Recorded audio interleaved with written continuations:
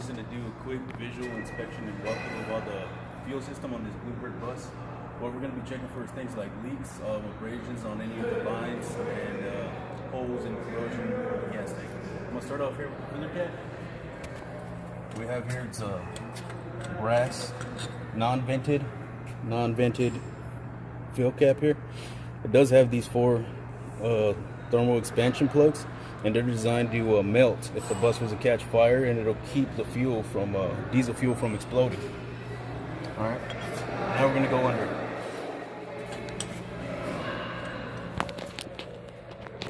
Stop it.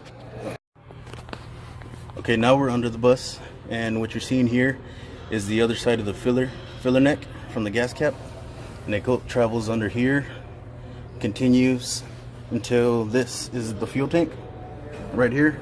What we're gonna do is go ahead and check on the bottom of this, check for any holes.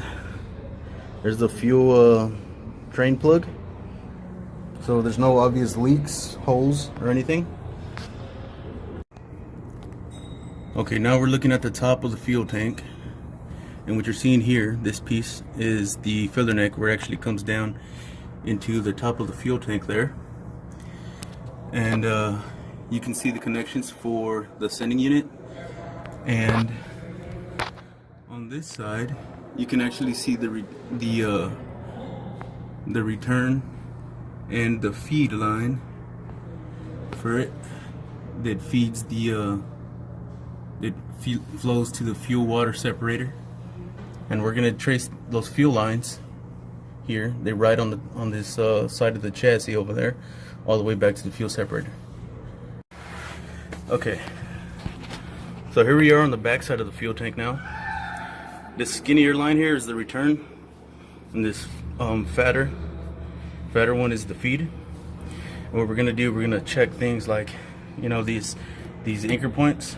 Check these, make sure there's no abrasions, beginnings of leaks.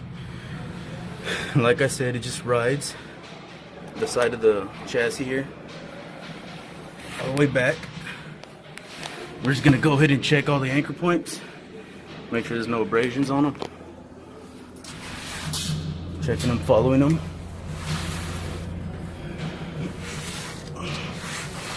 And the next stop, you can see the feeder line there, what it goes into. This is the fuel water separator here. Now see what it does, it lets the water fall down to the bottom of this because it's water's heavier than fuel, so it sinks. So periodically you're going to want to open this valve and drain the water out. Now this is your water and fuel sensor, and then from there the line continues, the feeder line continues. You can see how the return line just completely bypasses that filter. Since it's just going back to the tank, it's already been filtered, and they get tied back together and they continue on towards the back, towards the engine. Okay, here we are just on the back side of that water fuel separator. We see right where the return and feed join back together. We're going to go ahead and check them points. Like I said, keep checking for abrasions at any point where it's anchored, and they continue on back to the engine. Okay, here we are under the engine, and you can see the return and feeder line come here, still joined together, and it's about right here where they actually separate. And the one going off to the left, there's the return, and it goes up to the back of the cylinder head to catch the fuel that wasn't used and send it back to the fuel tank. And then to the right, where it branches off to the right, that's the feeder line that goes up there, and I'll show you from the other side. Okay, here we are up top. This is that same line right here, the same feeder line that branched off to the right down there. You can see it comes down from up there, from down there, comes up here, and what it does, it goes into the transfer pump here. This portion right here is the transfer pump, and what that does, it creates a suction from the fuel tank and pulls the gas through the filter, through the fuel water separator. And then from there, it pushes it up this hard line here, pushes it up through that hard line, brings it up over to the secondary filter, which should be like a 2-micron filter. And then from there, uses this hard line and it pushes it into the head here so that it can put fuel to the injectors.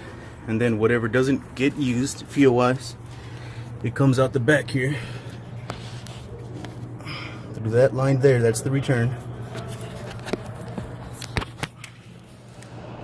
So it comes out that 90 elbow, that's the return line that we saw, followed it up all the way from the tank, and it just goes straight back to the tank with no filters.